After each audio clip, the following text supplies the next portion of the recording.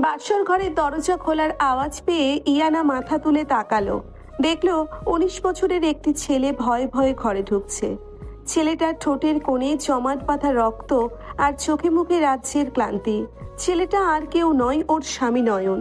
Iyana sofa থেকে উঠে নয়নের দিকে এগিয়ে গেল। তুমি দরজার কাছে ওভাবে দাঁড়িয়ে আছো কেন? ভেতরে আসো। জি আসছি। তোমার ঠোঁট কাটলো কি করে? কেউ মেরেছে তোমাকে? না, এমনি লেগে গেছে দরজার সাথে। তুমি মিথ্যা বলছো। আমি জানি বিয়ের আগে তোমার মামা তোমাকে মেরেছে। তুমি বিয়েতে রাজি ছিলে না, তাই না? হুম, ছিলাম না। তাহলে বিয়ে কেন করলে? তুমি জানো না আমার বয়স 28? তোমার থেকে আমি 9 বছরের বড়। জানি, কিন্তু বিয়েটা আমি বাধ্য হয়ে করেছি। আমার মামা আর আপনার বাবা মিলে আমাকে ফাঁসিয়ে দিয়েছে। আমি রাজি না হলে আমার পড়াশোনা বন্ধ করে দিত আর আমাকে ঘাড় ধাক্কা দিয়ে বের করে দিত। তার মানে তুমি আমাকে ভয় পেয়ে আর টাকার লোভে বিয়ে করেছো? আমি টাকার লোভে বিয়ে করি নাই, আর আমি আপনাকে ভয়ও পাই না। আমার কিছু করার ছিল না, তাই করেছি। আপনার যদি আমাকে স্বামী হিসেবে মানতে সমস্যা হয়, আপনি বলতে পারেন। আমি ফ্লোরে ঘুমিয়ে পড়ছি। নয়ন কথাগুলো বলে আলমারি থেকে একটা বালিশ নিয়ে ফ্লোরে বিছানা করতে যাবে, সাথে সাথে ইয়ানা ওর হাত ধরে টান দিয়ে নিজের কাছে নিয়ে আসলো। নয়ন ভ্যাবাচাকা খেয়ে ইয়ানার চোখের দিকে তাকালো। তুমি ফ্লোরে কেন ঘুমাবে? তুমি আমার স্বামী, আমার পাশে বিছানাতেই ঘুমাবে। কিন্তু আমার অভ্যাস নাই বিছানায় ঘুমানোর। মামার বাড়িতে আমি ফ্লোরেই ঘুমাতাম। মামার বাড়ি আর বউয়ের ঘর এক না। আর তুমি আমাকে দেখে এত নার্ভাস কেন হচ্ছ? আমি কি তোমাকে খেয়ে ফেলবো নাকি? নার্ভাস হব না? আপনি আমার থেকে এত বড়, আর আমি তো এখনো কলেজে পড়ি। আমার তো ভয় করবেই। বয়স শুধু একটা সংখ্যা। তুমি আমাকে স্ত্রী হিসেবে মেনে নিতে পারবে তো? আমি তো মেনেই নিয়েছি, কিন্তু আপনি কি পারবেন এই এতিম অবহেলিত ছেলেটাকে নিজের স্বামী হিসেবে মানতে? আপনার মতো সুন্দরী আর প্রতিষ্ঠিত মেয়ের পাশে আমাকে কি মানায়? নয়নের কথা শুনে ইয়ানার বুকের ভেতরটা কেঁপে উঠল। ইয়ানা আস্তে করে নয়নের গালে হাত দিয়ে ওর ঠোঁটের কোণে রক্তটা মুছে নিল। নয়ন ব্যথায় চোখ বন্ধ করে নিল। খুব ব্যথা করছে, তাই না? অভ্যাস আছে। আজ থেকে আর এসব সহ্য করতে হবে না। তুমি আমার স্বামী, আজ থেকে তোমার সব দায়িত্ব আমার। আমি তোমাকে আমার বুকের ভেতর আগলে রাখবো। আপনি আমাকে এত সহজে মেনে নিলেন? আপনার প্রাক্তন প্রেমিক তন্ময় তো আজ আপনাকে মণ্ডপে অপমান করে চলে গেল। আপনার কি কষ্ট হচ্ছে না? কষ্ট হচ্ছিল, কিন্তু তোমাকে দেখার পর মনে হচ্ছে আল্লাহ যা করেন ভালোর জন্যই করেন। ওই প্রতারকের চেয়ে তোমার মতো সৎ আর সাহসী একটা বাচ্চা ছেলে আমার জন্য অনেক ভালো। আমি বাচ্চা না, আমাকে বাচ্চা বলবেন না। আমি কলেজে পড়ি, আমি বড় হয়েছি। ও তাই নাকি? তা কত বড় হয়েছো দেখি? ইয়ানা মুচকি হেসে নয়নের শার্টের কলার ধরে টান দিয়ে একদম নিজের মুখের কাছে নিয়ে আসলো। নয়নের নিঃশ্বাস দ্রুত হয়ে গেল। ইয়ানার এত কাছাকাছি এসে নয়ন লজ্জায় চোখ নামিয়ে নিল। কি করছেন আপনি? ছাড়ুন আমাকে। কেন ছাড়বো? তুমিই তো বললে তুমি বড় হয়েছো। তো বউয়ের এত কাছে আসতে তোমার এত লজ্জা কিসের? আমার এসবের কোনো অভিজ্ঞতা নেই। আমার খুব আনইজি লাগছে। আপনি তো অনেক কিছু বোঝেন, আমাকে একটু স্পেস দিন। তুমি কি জানো আমি আমার আগের কোনো সম্পর্কে এতটা অধিকার খাটাইনি, কিন্তু তোমাকে দেখে আমার কেন জানি নিজের উপর কন্ট্রোল থাকছে না। ইয়ানা কথাগুলো বলে নয়নের চোখের দিকে এক দৃষ্টিতে তাকিয়ে থাকলো। নয়ন নিজেকে আর সামলাতে না পেরে হঠাৎ করেই ইয়ানার কোমর জড়িয়ে ধরে নিজের সাথে মিশিয়ে নিল। ইয়ানা চমকে উঠল। নয়ন চোখ বন্ধ করে ইয়ানার ঠোঁটছোড়া নিজের দখলে নিয়ে নিল।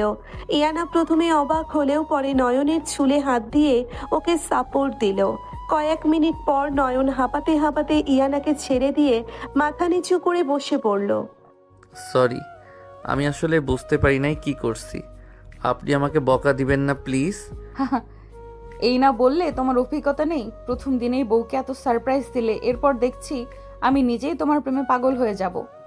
আপনি আমাকে নিয়ে মজা করছেন। আমি আর কোনো কথা বলবো না। আমি ঘুমাতে গেলাম।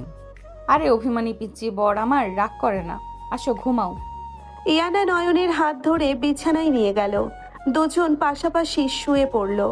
নয়ন বারবার আধ চোখে ইয়ানার দিকে তাকাতে লাগলো। ইয়ানা ওর দিকে ঘুরে শুয়ে ওর বুকে মাথা রাখলো। আমাকে তুমি তুমি করে বলবে আজ থেকে। আপনি আপনি শুনলে মনে হয় আমি তোমার টিচার। আচ্ছা ঠিক আছে। তোমার মামা তোমাকে আর কোনোদিন কিছু বলতে পারবে না। কাল সকালে আমি সব ব্যবস্থা করব। তুমি সত্যি আমার পাশে থাকবে তো, নাকি মাঝপথে হাত ছেড়ে দিবে? আমার কিন্তু কেউ নাই ইয়ানা, তুমি ছাড়া আমার আর কোনো যাওয়ার জায়গা নাই। নয়নের কথা শুনে ইয়ানার চোখে পানি চলে আসলো। সে নয়নকে শক্ত করে জড়িয়ে ধরে বলল, আমি মরে গেলেও তোমার হাত ছাড়বো না। তুমি শুধু আমাকে বিশ্বাস করো। বিশ্বাস করি। নয়ন ইয়ানার কপালে একটা চুমু দিয়ে ওকে বুকের সাথে জড়িয়ে নিল। অনেক দিনের অবহেলা আর ক্লান্তি শেষে আজ নয়ন একটা শান্তির ঘুম ঘুমালো। সকালে রোদের আলো চোখে পড়তেই নয়নের ঘুম ভেঙে গেল। নয়ন চোখ খুলে দেখলো ইয়ানা ওর দিকে তাকিয়ে মুচকি হাসছে। গুড মর্নিং বর্মশাই। Good morning. তুমি এত সকালে উঠে পড়েছো? তোমাকে তো কলেজে যেতে হবে তাই না? ওঠো, ফ্রেশ হয়ে নাও। কলেজে আজ না গেলে হয় না? কেন, বউকে ছেড়ে যেতে ইচ্ছে করছে না বুঝি? আমার খুব ইচ্ছে করছে তোমাকে। আমাকে কি? মানে একটু আদর করতে, কাল রাতের মতো। নয়নের কথা শুনে ইয়ানা লজ্জায় লাল হয়ে গেল। ইয়ানা হেসে বলল, ফাজিল হয়ে গেছো তুমি একদিনেই। এখন ওঠো, রাতে যত ইচ্ছা আদর করো, আমি মানা করব না। এখন আমাকে অফিসে যেতে হবে আর তোমাকে কলেজে। আচ্ছা যাচ্ছি। নয়ন দ্রুত ওয়াশরুমে চলে গেল। ইয়ানা মুচকি হেসে নিজের শাড়ি ঠিক করতে লাগলো। কিছুক্ষণ পর নয়ন রেডি হয়ে বের হয়ে আসলো। ইয়ানার মা ফাতেমা চৌধুরী হঠাৎ করে দরজা খুলে ভেতরে ঢুকলেন। ফাতেমা চৌধুরী নয়নকে দেখে রেগে গিয়ে বললেন, এই ছেলে, তুমি এখন এই ঘরে কি করছো? যাও, নিজে গিয়ে নিজের মামার সাথে গিয়ে বসো। আম্মু, তুমি ওর সাথে এইভাবে কথা বলছো কেন? ও আমার স্বামী। কিসের স্বামী? তোর বাবার সম্মান বাঁচাতে ওই রাস্তার ফকিরকে ঘরে তুলেছি বলে ওই বাড়ির জামাই হয়ে যায় না? ওকে বল এক্ষুনি আমার চোখের সামনে থেকে দূর হতে। ফাতেমার কথা শুনে নয়নের চোখ দিয়ে পানি গড়িয়ে পড়ল। নয়ন মাথা নিচু করে ব্যাগ নিয়ে রুম থেকে বের হয়ে যেতে নিবে, সাথে সাথে ইয়ানা নয়নের হাত শক্ত করে ধরলো। নয়ন কোথাও যাবে না আম্মু, ও এই ঘরেই থাকবে। ইয়ানা, তুই কি পাগল হয়ে গেলি? এই এতিম ভিখারির ছেলেকে তুই স্বামী হিসেবে মেনে নিচ্ছিস? ওর মামা আমাদের ব্যবসার লোভে ওকে তোর গলায় ঝুলিয়ে দিয়েছে। আম্মু, মুখ সামলে কথা বলো। ও যেমনই হোক, এখন থেকে ও আমার স্বামী। আমার স্বামীর গায়ে একটা আঁচড় লাগলে আমি কিন্তু ভুলে যাব যে তুমি আমার মা। তুই এই একটা রাস্তার ছেলের জন্য আমাকে অপমান করছিস? তোর বাবা ঠিকই বলেছে, তোর মাথা খারাপ হয়ে গেছে। নয়ন ইয়ানার হাতটা আলতো করে ছেড়ে দিয়ে মাথা নিচু করে বলল, ইয়ানা, আন্টিকে এভাবে বলো না, ওনার তো রাগ করারই কথা। আমি তো সত্যি ওনাদের যোগ্য না। আমি বরং আমার মামার বাসাতেই চলে যাই। তুমি চুপ করো নয়ন, তুমি কোথাও যাবে না। চলো, আমি তোমাকে কলেজে নামিয়ে দিয়ে অফিসে যাব। ইয়ানা নয়নের হাত ধরে টানতে টানতে রুম থেকে বের হয়ে গেল। ফাতেমা রাগে ফুঁসতে লাগলেন। গাড়িতে বসে নয়ন বাইরের দিকে তাকিয়ে চুপ করে আছে। ইয়ানা গাড়ি ড্রাইভ করতে করতে নয়নের দিকে তাকালো। আমার মায়ের কথার জন্য তুমি কষ্ট পেয়েছো? কষ্ট পাবো কেন? আমি তো ছোটবেলা থেকেই এসব শুনে বড় হয়েছি। আমার মামা মামি আমাকে এর চেয়েও খারাপ কথা বলতো। আমি অভ্যস্ত। আজ থেকে এইসব কথায় অভ্যস্ত হওয়ার দরকার নেই। কেউ তোমাকে কিছু বললে তুমি মুখের উপর জবাব দিবে। আমি তোমার পেছনে আছি। আমার ভয় হয় ইয়ানা। কিসের ভয়? তুমি আমাকে এত ভালোবাসছো, এত কেয়ার করছো। যদি কোনোদিন এসব হারিয়ে যায়, যদি তুমিও আমাকে ভুল বুঝে ছুঁড়ে ফেলে দাও। ইয়ানা গাড়িটা রাস্তার পাশে ব্রেক করে থামিয়ে দিল। সে নয়নের দিকে ফিরে ওর হাত দুটো নিজের হাতের মুঠোয় নিয়ে নিল। আমি অন্য সবার মতো না নয়ন, আমি তোমাকে নিজের ইচ্ছায় আপন করে নিয়েছি। আমার বিশ্বাস কখনো ভাঙবে না। তুমি শুধু আমার হাতটা শক্ত করে ধরে রেখো। আমি কখনো তোমার বিশ্বাস ভাঙবো না। ইয়ানা মুচকি হেসে নয়নের গালে আলতো করে একটা কিস করে আবার গাড়ি চালানো শুরু করলো। কলেজের গেটে এসে গাড়ি থামতেই নয়ন অবাক হয়ে গেল। তুমি আমাকে একদম গেটের সামনে কেন নামালে? সবাই তো দেখছে। দেখুক না, আমার স্বামীকে আমি নামিয়ে দিয়েছি, এত লুকানোর কি আছে? তুমি ক্লাস শেষ করে আমাকে কল দিবে, আমি এসে নিয়ে যাব। আচ্ছা, সাবধানে যেও। নয়ন গাড়ি থেকে নেমে কলেজের ভেতরে ঢুকলো। ইয়ানা গাড়ি ঘুরিয়ে অফিসের দিকে চলে গেল। নয়ন ক্লাসের দিকে যেতেই ওর বন্ধু হাবিব এসে ওকে জড়িয়ে ধরলো। কিরে দোস্ত, তুই তো দেখি একদম ভিআইপি গাড়িতে করে আসলি, ঘটনা কি? তেমন কিছু না রে, চল ক্লাসে যাই। তুই কিছু একটা লুকাচ্ছিস আমাদের কাছ থেকে। কাল তোর মামার বাসায় গেলাম, তোর মামি বলল তুই নাকি বিয়ে করেছিস। এটা কি সত্যি? হুম, সত্যি। কি বলিস? কাকে বিয়ে করলি? আর তোর মামা রাজি হলো কিভাবে? নয়ন কিছু বলতে যাবে ঠিক তখনই তানিয়া ওর কয়েকজন বন্ধু নিয়ে নয়নের সামনে এসে দাঁড়ালো। তানিয়া তাচ্ছিল্যের সুরে হেসে বলল, বাবা, রাস্তার ফকিরের ছেলে নাকি বিয়ে করেছে? তা বিয়েটা কার সাথে হলো? কোনো কাজের মেয়ের সাথে নিশ্চয়ই, কারণ তোকে তো আর কোনো ভদ্রঘরের মেয়ে বিয়ে করবে না। তানিয়া, তুমি তোমার লিমিট ক্রস করছো। আমার পার্সোনাল লাইফ নিয়ে কথা বলার অধিকার তোমাকে কেউ দেয় নাই। ও মা, রাগও আছে দেখি ফকিরের। শোন নয়ন, তুই যে শার্টটা পরে আছিস ওটা তো 3 বছর ধরে পরছিস। বউকে কি খাওয়াবি? তোর মামার হোটেলের উচ্ছিষ্ট? তানিয়া, মুখ সামলে কথা বল। ও গরিব হতে পারে, কিন্তু ওর চরিত্র তোদের মতো খারাপ না। এই, তুই চুপ কর। সত্যি কথা বললেই তোদের গায়ে জ্বালা ধরে। ওর মতো একটা ফকিরকে এই কলেজে ভর্তি করাই প্রিন্সিপাল স্যারের ভুল হয়েছে। ওর জায়গা রাস্তার ডাস্টবিনে। নয়ন অপমানে মাথা নিচু করে নিল। ওর চোখ দিয়ে পানি গড়িয়ে পড়তে লাগলো। কলেজের অনেক ছাত্রছাত্রী জড়ো হয়ে তামাশা দেখতে লাগলো। নয়ন কিছু বলতে যাবে, হঠাৎ করে পেছন থেকে একটা গম্ভীর কণ্ঠ ভেসে আসলো। ওর জায়গায় রাস্তার ডাস্টবিনে না, আমার হৃদয়ে। আর যে আমার স্বামীর দিকে আঙুল তুলবে তার আঙুল আমি কেটে ফেলবো। সবাই অবাক হয়ে পেছনে তাকালো। ইয়ানা চোখের চশমা আর একটা দামি স্যুট পরে কলেজের ভেতরে ঢুকছে। ইয়ানার পিছনে কলেজের প্রিন্সিপাল স্যারও মাথা নিচু করে আসছেন। তানিয়া ইয়ানাকে দেখে ভয়ে শুকিয়ে গেল, কারণ তানিয়া জানে ইয়ানা এই কলেজের গভর্নিং বডির প্রধান স্পন্সর। হ্যাঁ আমি। আর তুমি যাকে ফকির বলছো সে ইনায়া মাহমুদের স্বামী। ইয়ানার কথা শুনে পুরো কলেজ মাঠে পিনপতন নীরবতা নেমে আসলো। হাবিব অবাক হয়ে নয়নের দিকে তাকালো।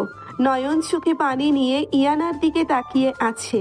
ইয়ানা প্রিন্সিপাল স্যারের দিকে তাকিয়ে রাগী গলায় বলল, প্রিন্সিপাল স্যার, আপনার কলেজে ছাত্রছাত্রীদের এই শিক্ষা দেওয়া হয়? একজন স্টুডেন্টকে তার পারিবারিক অবস্থা নিয়ে এইভাবে অপমান করা হবে আর আপনারা চুপ করে দেখবেন? ম্যাম, আমাকে ক্ষমা করে দিন, আমি বুঝতে পারিনি। প্লিজ, আমার ক্যারিয়ারটা নষ্ট করবেন না। তানিয়া কাঁদতে কাঁদতে ইয়ানার পায়ের কাছে বসতে গেলে ইয়ানা পা সরিয়ে নিল। আমাকে সরি বলে লাভ নেই। যার অপমান করেছো তার কাছে ক্ষমা চাও। আমার স্বামী যদি তোমাকে ক্ষমা করে তবেই তুমি এই কলেজে থাকতে পারবে। তানিয়া কাঁদতে কাঁদতে নয়নের সামনে গিয়ে হাত জোর করলো। আমাকে মাফ করে দে নয়ন, আমি আর কোনোদিন তোকে অপমান করব না। ইয়ানা, ওকে ছেড়ে দাও। ওর ক্যারিয়ার নষ্ট করার দরকার নাই। ও নিজের ভুল বুঝতে পেরেছে। তুমি এত ভালো কেন নয়ন? ঠিক আছে, তোমার কথার জন্য ওকে আমি ছাড়লাম, কিন্তু এরপর যদি কেউ আমার স্বামীর দিকে বাঁকা চোখে তাকায় তার পরিণতি খুব খারাপ হবে। ইয়ানা কথাগুলো বলে নয়নের হাত ধরে টান দিয়ে সবার সামনে থেকে ওকে প্রিন্সিপাল স্যারের রুমে নিয়ে গেল। প্রিন্সিপাল স্যার ভয়ে ভয়ে বাইরে দাঁড়িয়ে রইলেন। রুমে ঢুকে ইয়ানা নয়নের গালের পানি মুছে দিয়ে বলল, আমি না থাকলে তুমি এইভাবে সবার অপমান সহ্য করতে, তাই তো? তুমি প্রতিবাদ করতে পারো না? আমি প্রতিবাদ করলে ওরা আমার মাকে তুলে গালি দিত। ইয়ানা, আমি আমার মায়ের অপমান সহ্য করতে পারি না। নয়ন কথাগুলো বলে ইয়ানাকে শক্ত করে জড়িয়ে ধরে বাচ্চাদের মতো কাঁদতে শুরু করলো। ইয়ানা ওর পিঠে হাত বুলিয়ে দিতে দিতে নিজের চোখের পানিও আটকাতে পারল না। আর কাঁদতে হবে না। আমি তোমার মায়ের সম্মান কখনো নষ্ট হতে দেব না। আজ থেকে তুমি একা নাও, আমি তোমার ছায়া হয়ে থাকবো। প্রিন্সিপাল স্যারের রুম থেকে বের হয়ে ইয়ানা নয়নকে নিয়ে সোজা গাড়িতে এসে বসলো। নয়ন এখনো মাথা নিচু করে ফুপিয়ে কাঁদছে। এত মানুষের সামনে অপমানিত হওয়ার কষ্টটা ও কোনোভাবেই সামলাতে পারছে না। ইয়ানা ড্যাশবোর্ড থেকে টিস্যু বের করে নয়নের চোখের পানি মুছে দিল। আর কাঁদবে না বলছি। তুমি কি বাচ্চা ছেলে নাকি যে কথায় কথায় এত কান্না করতে হবে? আমি তো ছিলাম তোমার পাশে, তাই না? তুমি ছিলে বলেই তো আজ আমি বেঁচে গেলাম ইয়ানা। কিন্তু তুমি যখন ছিলে না তখনই তানিয়া আর ওর বন্ধুরা আমাকে প্রতিদিন কত অপমান করতো তুমি জানো না? ওরা আমার জামা নিয়ে হাসতো, আমার মা বাবাকে নিয়ে বাজে কথা বলতো, আমি একা একটা কোনায় দাঁড়িয়ে শুধু কাঁদতাম। আমার তো কেউ ছিল না যে আমার হয়ে একটা কথা বলবে। আমাকে ক্ষমা করে দাও নয়ন, আমি জানতাম না এই কলেজের পরিবেশ এতটা খারাপ। জানলে আমি তোমাকে আগে এখান থেকে নিয়ে যেতাম। তুমি কেন ক্ষমা চাইছো? তুমি তো আমাকে বাঁচিয়েছো, কিন্তু আমার ভয় হয় তুমি কতদিন এভাবে আমাকে আগলে রাখবে। একদিন তুমিও যদি সবার মতো আমাকে অবহেলা করো, তখন আমি কোথায় যাব? নয়নের কথা শুনে ইয়ানার বুকের ভেতরটা মোচড় দিয়ে উঠল। ইয়ানা 2 হাত দিয়ে নয়নের মুখটা নিজের দিকে ঘুরিয়ে ধরল। তুমি কি আমাকে এখনো চিনতে পারোনি নয়ন? আমি তোমার ইনায়া মাহমুদ। একবার যার হাত ধরি মৃত্যু ছাড়া সে হাত আমি ছাড়ি না। তুমি আমার সামনে। এই দুনিয়ার সব মানুষ যদি তোমার বিপক্ষে চলে যায়, তবুও তুমি দেখবে আমি তোমার সামনে ঢাল হয়ে দাঁড়িয়ে আছি।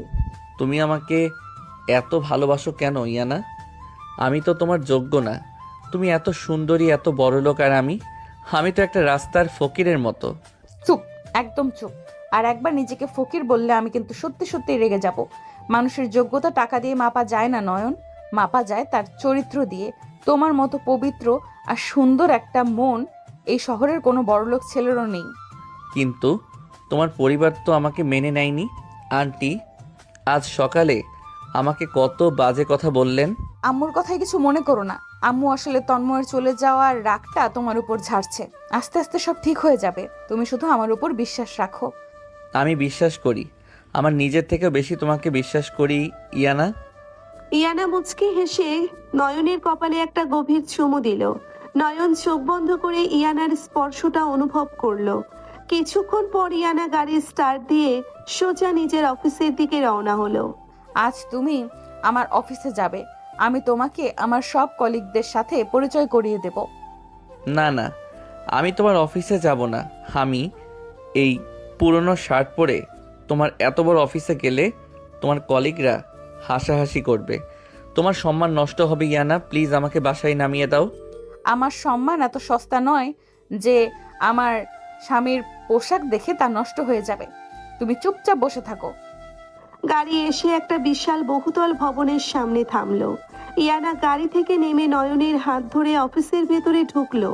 অফিসের সব স্টাফ ইয়ানাকে দেখে দাঁড়িয়ে সম্মান জানালো, কিন্তু ইয়ানার হাত ধরে থাকা সাধারণ একটা ছেলেকে দেখে সবাই কানাঘুষা শুরু করলো। ইয়ানার কেবিনে ঢুকতেই ওর বেস্ট ফ্রেন্ড এবং কলিগ মিলি ছুটে আসলো। ইয়ানা, তুই আজ অফিসে আসবি আমি ভাবতেই পারিনি। আর তোর সাথে এই ছেলেটাকে তোর ভাই নাকি? ভাই হবে কেন? ও আমার স্বামী নয়ন। হোয়াট? তুই বিয়ে করেছিস? আর তাও এত পিচ্ছি একটা ছেলেকে? ইয়ানা, তুই কি পাগল হয়ে গেছিস? তন্ময় তোকে বিয়ের আসরে ছেড়ে গেছে বলে তুই একটা রাস্তার ছেলেকে বিয়ে করে নিবি? মিলির কথা শুনে নয়ন মাথা নিচু করে ফেললো। ইয়ানা রেগে গিয়ে মিলির দিকে তাকালো। মিলি, মুখ সামলে কথা বলো। ও রাস্তার ছেলে না, ও আমার লিগ্যাল হাজব্যান্ড। আর তন্ময়ের মতো একটা বেইমান ধোঁকাবাজের সাথে ওর কোনো তুলনাই হয় না। কিন্তু ইয়ানা, তুই সমাজের কথা একবার ভাবলি না? এই ছেলেটা কি কোনো দিন তোর স্ট্যাটাসে ম্যাচ করতে পারবে? দেখ ওর জামা কাপড়ের কী অবস্থা। ইয়ানা, আমি বলেছিলাম না এখানে আমাকে নিয়ে এলে তোমার অপমান হবে। আমি বরং বাইরে গিয়ে দাঁড়াই। তুমি কোথাও যাবে না নয়ন। তুমি আমার এই কেবিনের সোফায় বসবে। আর মিলি, আমার স্বামী আমার স্ট্যাটাস ম্যাচ করতে পারবে কিনা সেটা আমার ব্যাপার। তুই শুধু ওর সাথে সম্মান দিয়ে কথা বলবি, না হলে আমি তোর সাথেও সম্পর্ক রাখতে দ্বিধা হবে না। মিলি ইয়ানার রাগ দেখে চুপ হয়ে গেল। সে বুঝতে পারলো ইয়ানা নয়নকে নিয়ে কতটা পজিটিভ। সরি ইয়ানা, আমি আসলে অবাক হয়েছিলাম। আর ভাইয়া, আমাকে ক্ষমা করে দেবেন, আমি আসলে না বুঝে কথা বলে ফেলেছি। ঠিক আছে, আমি কিছু মনে করিনি। ইয়ানা নয়নকে নিজের সোফায় বসিয়ে দিয়ে কাজে মন দিল। নয়ন চুপচাপ বসে ইয়ানার কাজ করা দেখতে লাগলো। ওর মনে হতে লাগলো এই এত বড় সাম্রাজ্যের রানীর পাশে এসে সত্যিই খুব বেমানান। দুপুরবেলা ইয়ানা কাজ শেষ করে নয়নের কাছে এসে বসলো। অনেক বোর হচ্ছ তাই না? চলো আমরা লাঞ্চ করতে যাই। আমার খিদে নেই ইয়ানা, তুমি খেয়ে নাও। তুমি না খেলে কি আমি খেতে পারি? চলো, আজ তোমাকে আমার পছন্দের একটা রেস্টুরেন্টে নিয়ে যাব। ইয়ানা নয়নকে নিয়ে একটা 5 স্টার রেস্টুরেন্টে গেল। কিন্তু রেস্টুরেন্টে ঢোকার মুখেই তাদের সামনে পড়ে গেল তন্ময়। তন্ময় ইয়ানাকে দেখে বাঁকা হাসলো। বা না, বিয়ের আসর থেকে আমি চলে আসার পর তুই এতটা বেপরোয়া হয়ে যাবি ভাবিনি। শেষে নিজের মামা বাড়ির কাজের ছেলেকে বিয়ে করে নিলি। তন্ময়, তুমি আমার রাস্তা ছাড়ো। তোমার মতো একটা নোংরা মানুষের সাথে আমি কথা বলতে চাই না। কথা তো তোকে শুনতেই হবে। তুই কি ভেবেছিস এই রাস্তার ফকিরকে বিয়ে করে তুই আমাকে জেলাস করবি? এই ছেলেটা তোকে কি সুখ দিবে রে? ওর তো নিজের পেট চালানোর মুরাদ নেই, ও তোকে খাওয়াবে কি? তন্ময়ের কথা শুনে ইয়ানা হাত তুলে তন্ময়কে থাপ্পড় মারতে যাবে, তার আগেই নয়ন ইয়ানার হাতটা ধরে ফেলল। ইয়ানা অবাক হয়ে নয়নের দিকে তাকালো। নয়ন ধীর পায়ে তন্ময়ের সামনে গিয়ে দাঁড়ালো। আমাকে আপনি ফকির বলতে পারেন, কাজের ছেলে বলতে পারেন, আমার কোনো আফসোস নেই, কারণ আমি গরিব ঘরে জন্মেছি। কিন্তু আপনি এত বড়লোক হয়েও মন থেকে যে এতটা নিচু আর নোংরা, সেটা দেখে আমার খুব করুণা হচ্ছে। এই ফকিন্নি, তুই আমার মুখের ওপর কথা বলিস? তোর এত বড় সাহস! সাহস না, সত্যি বলছি। আপনি ইয়ানাকে বিয়ের আসরে ছেড়ে গিয়ে ওর কোনো ক্ষতি করতে পারেননি, বরং ওর জীবন থেকে একটা আবর্জনা সরিয়ে দিয়েছেন। আর আপনি বলছিলেন আমি ওকে কি সুখ দেব।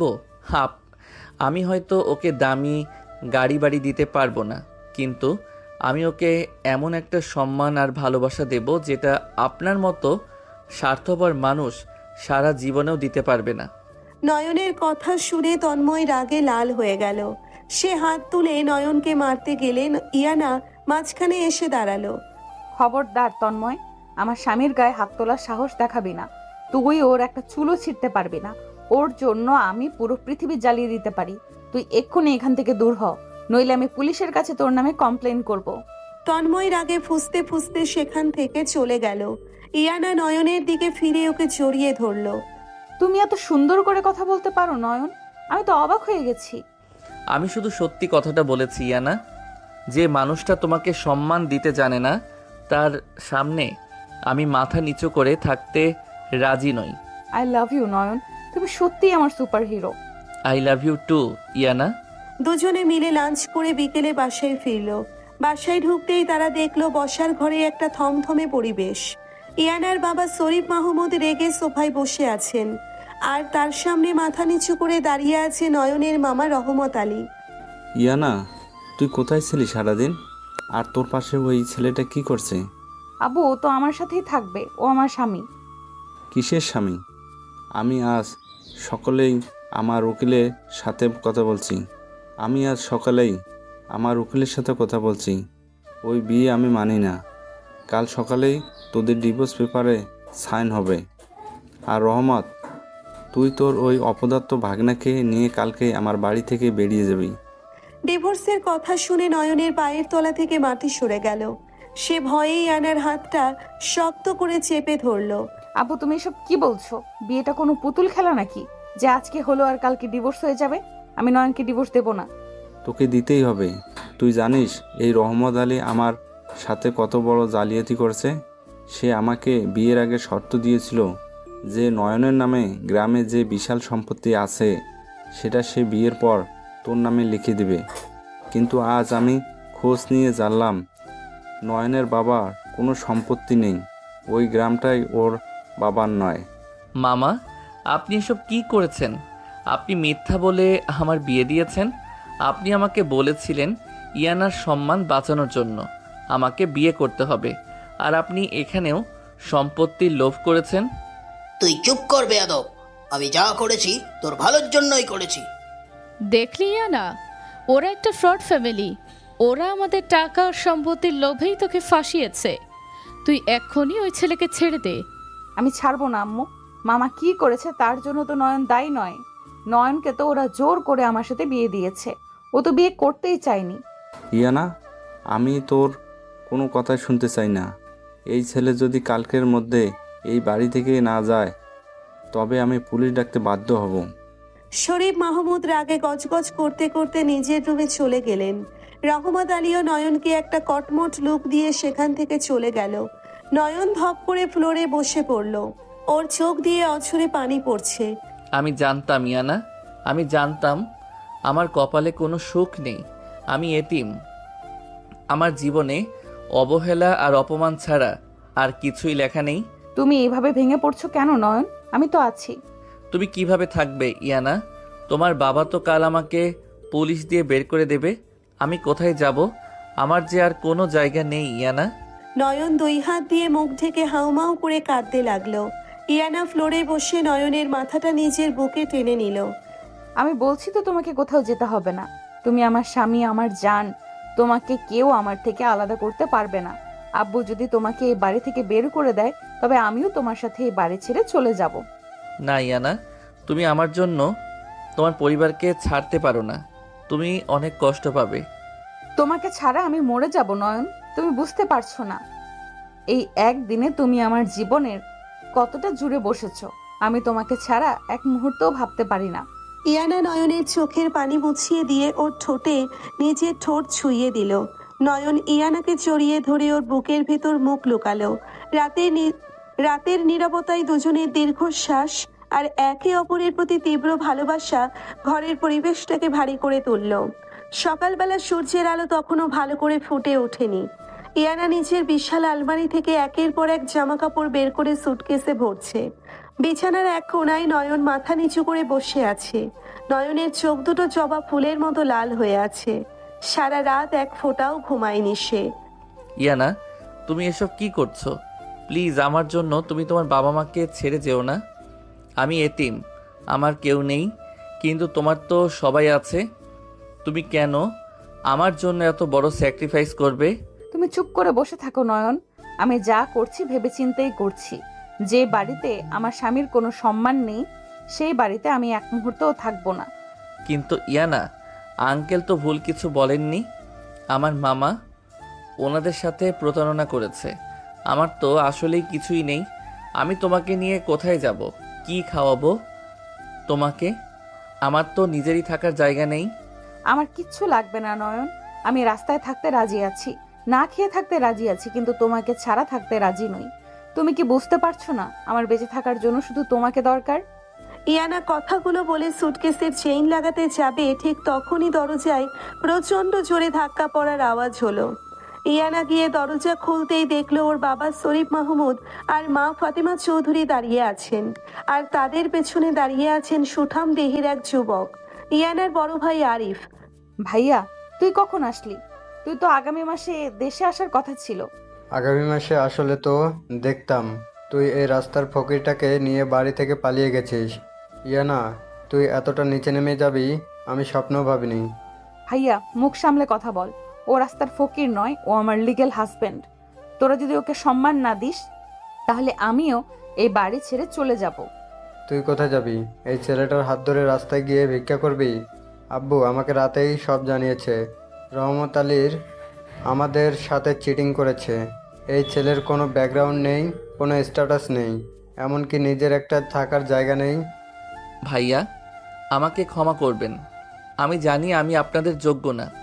আপনারা ইয়ানাকে বোঝান। আমি চাই না আমার জন্য ইয়ানা আপনাদের ছেড়ে চলে যাক। আমি নিজেই এই বাড়ি থেকে চলে যাচ্ছি। নয়ন মাথা নিচু করে ব্যাগ হাতে দিয়ে দরজার দিকে এগোতে নিলে ইয়ানা দৌড়ে গিয়ে নয়নের হাত শক্ত করে ধরে ফেলে। তুমি এক পাও বাইরে ফেলবে না নয়ন। তুমি আগে আমার সাথে, তুমি গেলে আমাকে সাথে নিয়ে যাবে। ইয়ানা, তুই পাগল হয়েছিস? এই ভিখারি ছেলের জন্যই তুই আমাদের ত্যাগ করবি? আব্বু, তোমরা কি শুধু স্ট্যাটাস আর ব্যাংক ব্যালেন্স বোঝো? এই ছেলেটার মনটা কত পবিত্র সেটা তোমরা একবারও দেখার চেষ্টা করেছো? তন্ময়ের তো অনেক টাকা ছিল, অনেক বড় স্ট্যাটাস ছিল। সে তো আমাকে বিয়ের আসরে সবার সামনে অপমান করে ফেলে রেখে চলে গেল। তখন কোথায় ছিল তোমাদের স্ট্যাটাস? তাই বলে তুই এই 19 বছরের একটা বাচ্চা ছেলেকে বিয়ে করবি? সমাজের মানুষ আমাদের মুখে থুতু দিচ্ছে। দিক থুতু। সমাজের মানুষ আমাকে ভাত দেয় না, আর আমার কষ্টেও ভাগ বসায় না। আমার যখন তন্ময়ের প্রতারণায় বুক ফেটে যাচ্ছিল তখন এই নয়ন আমাকে আগলে রেখেছে। আমি ওকে ছাড়বো না। ঠিক আছে ইয়ানা, তুই যদি এতটাই জেদ করিস তবে আমি ওকে একটা সুযোগ দিতে পারি। সত্যি বলছিস ভাইয়া? হ্যাঁ, আমি তোকে এই বাড়ি ছেড়ে যেতে দেব না। এই ছেলে যদি প্রমাণ করতে পারে ও তোর যোগ্য তবে আমি ওকে মেনে নেব, কিন্তু ওর এই প্রতারক মামা রহমত আলীকে আমি এই বাড়িতে দেখতে চাই না। আমার মামা কাল রাতে চলে গেছেন ভাইয়া। উনি আমাকে বলে গেছেন আমি যেন আর কখনো ওনাদের বাড়ির ছায়াও না মারাই। আমি এখন সত্যি পুরো একা। নয়নের কথা শুনে আরিফের চোখের দৃষ্টি কিছুটা নরম হলেও সে নিজের রাগ বজায় রাখলো। একা বলে তোকে আমি মাথায় তুলে নাচবো না, তোকে প্রমাণ করতে হবে তুই ইয়ানাকে সুখে রাখতে পারবি। এখন যা, আমার চোখের সামনে থেকে যা। আরিফ চলে গেলে ইয়ানা খুশিতে নয়নকে শক্ত করে জড়িয়ে ধরল। নয়ন অবাক হয়ে ইয়ানার বুকে মাথা রেখে দাঁড়িয়ে রইল। কিন্তু ওদের এই সাময়িক শান্তির পিছনে যে কত বড় এক ঝড় ধেয়ে আসছে তা ওরা ঘুণাক্ষরেও টের পেল না। অন্যদিকে শহরের এক অন্ধকার গোডাউনে তন্ময়ের সাথে দেখা করতে এসেছে নয়নের মামা রহমত আলী আর মামি সালমা বেগম। সাথে আছে নয়নের মামাতো বোন নীলা। নীলা ভয়ে কাঁপছে। রহমত সাহেব, আপনি তো কাজের কাজ কিছুই করতে পারলেন না, উল্টো ইয়ানার বাবা আপনাকে বাড়ি থেকে বের করে দিল। ভাইজান ভাইজান আমি কি করব বলেন? ইয়ানা মেয়েটা তো নয়ন বলতে পাগল হয়ে গেছে। ও কোনোভাবেই নয়নকে ছাড়তে রাজি না। এই অলক্ষণে ছেলেটা আমাদের এত বছরের সাজানো স্বপ্ন সব শেষ করে দিল। আমি আগেই বলেছিলাম ওকে এই বিয়েটা দিও না। এখন ওর জন্য আমরাও পথে বসেছি। পথে আপনারা আসবেন না, আপনাদের ব্যবসায় আমি টাকা দেব, কিন্তু তার আগে আমাকে এই নয়নটাকে ইয়ানার জীবন থেকে লাথি মেরে বের করতে হবে। ইয়ানার চোখে নয়নকে এতটাই নিচে নামাতে হবে যে ইয়ানা নিজ হাতে ওকে ডিভোর্স দেয়। কিন্তু সেটা কিভাবে সম্ভব? ইয়ানা তো নয়নকে অন্ধের মতো বিশ্বাস করে। বিশ্বাস ভাঙতেই হবে তো বেশি মজা। আর এই কাজটা করবে আপনার মেয়ে নীলা। আমি কি করব? আমি তো কিছু জানি না ভাইয়া। আমি ভাইয়ার কোনো ক্ষতি করতে পারবো না। নয়ন ভাইয়া অনেক ভালো মানুষ। মুখ বন্ধ কর ফাজিল মেয়ে। তুই কি করবি সেটা আমি বলবো। তুই আজ রাতে ইয়ানাদের বাড়িতে যাবি। ইয়ানা স্টাডি রুমে একটা নীল রঙের ফাইল আছে। ওই ফাইলে ইয়ানার কোম্পানির আগামী 5 বছরের সব জরুরি প্রজেক্টের ডকুমেন্ট আছে। তুই ওই ফাইলটা চুরি করে আনবি। না না, আমি চুরি করতে পারবো না। ধরা পড়লে আমাকে পুলিশে দেবে। তন্ময় পকেট থেকে একটা মোবাইল বের করে একটা ভিডিও প্লে করলো। ভিডিওটা দেখে নীলার মুখ ফ্যাকাশে হয়ে গেল। তোর কলেজের ওই ছেলের সাথে তোর হোটেলে যাওয়ার ওই ভিডিওটা যদি আমি ইন্টারনেটে ছেড়ে দিই তবে তুই মুখ দেখাতে পারবি তো? প্লিজ তন্ময় ভাইয়া, এই ভিডিওটা ডিলিট করে দেন। আমার জীবনটা শেষ হয়ে যাবে। আমার বাবা আমাকে খুন করে ফেলবে। ফাইলটা চুরি করে আমার হাতে এনে দে, আমি ভিডিও ডিলিট করে দেব। আর যদি ধরাও পড়িস এমনভাবে ধরা পড়বি যাতে সবাই ভাবে এই চুরির মাস্টারমাইন্ড নয়ন। তুই শুধু বলবি নয়ন টাকার লোভে তোকে দিয়ে এই চুরি করিয়েছে। ভাইজান ভাইজান আপনি কোনো চিন্তা করবেন না, নীলা এই কাজটাই করবে। আমাদের নয়নের প্রতি কোনো দরদ নেই। রাত 12টা। ইয়ানাদের বাড়ি নিস্তব্ধ। ইয়ানা ক্লান্ত হয়ে ঘুমিয়ে পড়েছে। নয়ন বারান্দায় দাঁড়িয়ে আকাশের দিকে তাকিয়ে আছে। হঠাৎ নয়ন দেখলো গেট টপকে কেউ একজন সাবধানে বাড়ির ভেতরে ঢুকছে। নয়ন ভ্রু কুঁচকে ভালো করে তাকিয়ে দেখলো মেয়েটা নীলা। নীলা এত রাতে এখানে কি করছে? মামা তো ওদেরকে আমার সাথে যোগাযোগ করতেও নিষেধ করেছে। নয়ন পা টিপে টিপে নিচে নামলো। দেখলো নীলা ড্রয়িং রুম পার হয়ে সোজা ইয়ানার স্টাডি রুমের দিকে যাচ্ছে। স্টাডি রুমের দরজা আগে থেকেই খোলা ছিল।